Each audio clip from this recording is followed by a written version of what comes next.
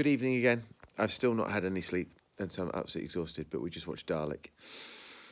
And it must be, there's Dusty, it must be years and years and years since I've seen Dalek. And I'd forgotten how absolutely brilliant it is. And it really is absolutely brilliant. And it seems like, I'm just repeating myself when I say how fantastic Eccleston and Billy Piper are. So instead of talking about that, let's just talk about what a fantastic concept Dalek is. And it seems to me to encapsulate what this first season of Doctor Who is doing, this first new season of Doctor Who is doing. Because it's taking all those concepts of Doctor Who that as fans that we thought we knew, and RTD boils them down until you get the very essence of them.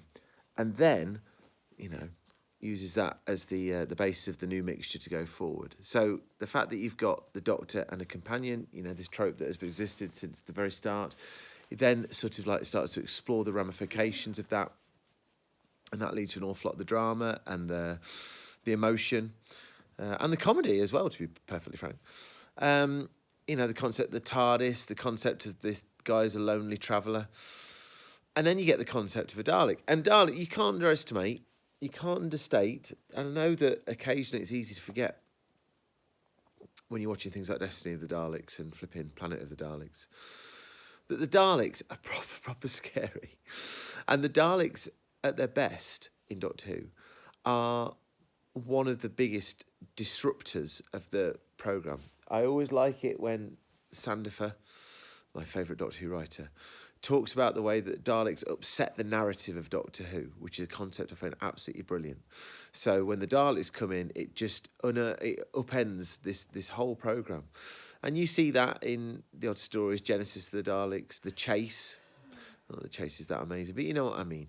The Daleks have the potential, because they're such a potent force in Doctor Who, to unravel it, rewrite it, reframe it, and it's an amazing thing.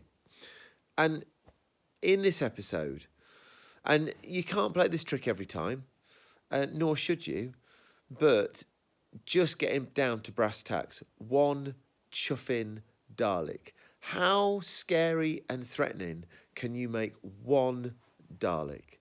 And then even messing around with stuff like the plunger, which obviously up until this point, you don't hear people talk about it much more, do you? The plunger. Not in any terrifying way. And when we were kids, the idea that you would have a toilet plunger was immediately Dalek, wasn't it? And it was a joke. And maybe, if you are younger than us, you won't recognise that. But I swear to you, when anybody unblocked a sink, they would do an impersonation of a Dalek, ridiculing Daleks. 100% my dad. Can you imagine? Yeah, totally. Getting a plunger, exterminating. Absolutely. It would just be part of the course. And Doctor Who itself has toyed with this idea, obviously in the David Tennant thing, just when he regenerated recently.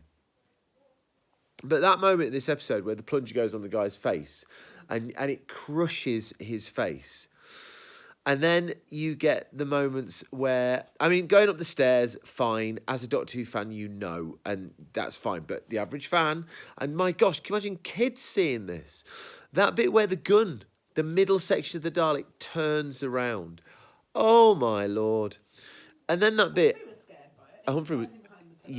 Humphrey's a lively young man, and he will move around whenever we're watching things, frustratingly. He sat for this one. And that bit when the Dalek flies up in the air and fires at the water. Just bits like that, just to really emphasise just what an absolute... This is going to mess you up. And then, of course, you get the dialogue. And there's some amazing moments here. You would make a good Dalek is one of the all-time greatest lines in the entirety of Doctor Who. And those face-offs between Eccleston, what an actor Eccleston is, but those face-offs between Eccleston and the Dalek is just the stuff that the very best drama in Doctor Who are made of. And it's absolute respect to, Eccleston had said that, this wasn't his programme, this wasn't his show. He sells this so hard. And it does require the dialogue. How I feel about the image of the Dalek, the prop of the Dalek. It's an absolute masterpiece of design. I absolutely adore it. But lines like that, you would make a good Dalek, and all the stuff when the Dalek gets scared of the Doctor, and they have that moment where that power dynamic shifts back and forth, and then the whole story frames the Doctor very, very nicely. Frames the Doctor. It's explicit, but it's not blunt, as another lonely alien, because you got Van Statten, who is treating them both the same. Rose telling that line which says, "He's not the one pointing a gun at me." Just, it's absolute class. And I swear to God, at the end of that story, I had both of my children. I had Winnie there and I had Humph there, and they were weeping.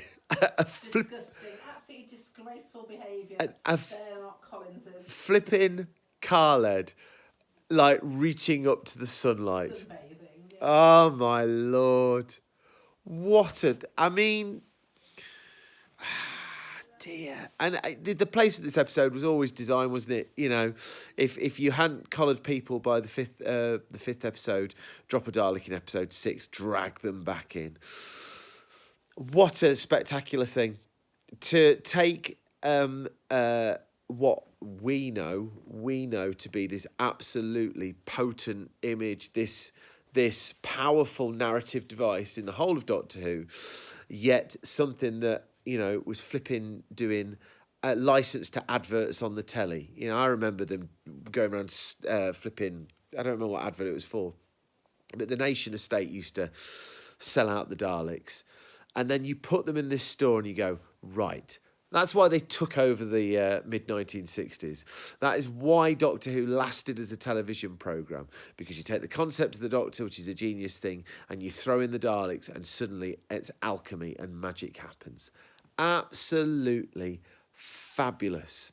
And of course, just quickly, because I've talked enough, we get that development of the whole story of the Time War, and then all of a sudden, of course, we know that this ties back into Genesis. It ties back into Remembrance. It ties back into the Davros stories. You know, we know that there's some sort of provenance for this moment. Even the TV movie, God bless it.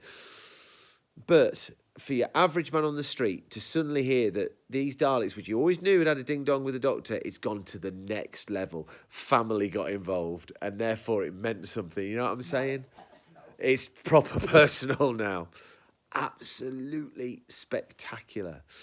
I had forgotten, but in terms of the opening run of Doctor Who, in terms of Eccleston stuff so far, this is absolute top rank Doctor Who. Amazing.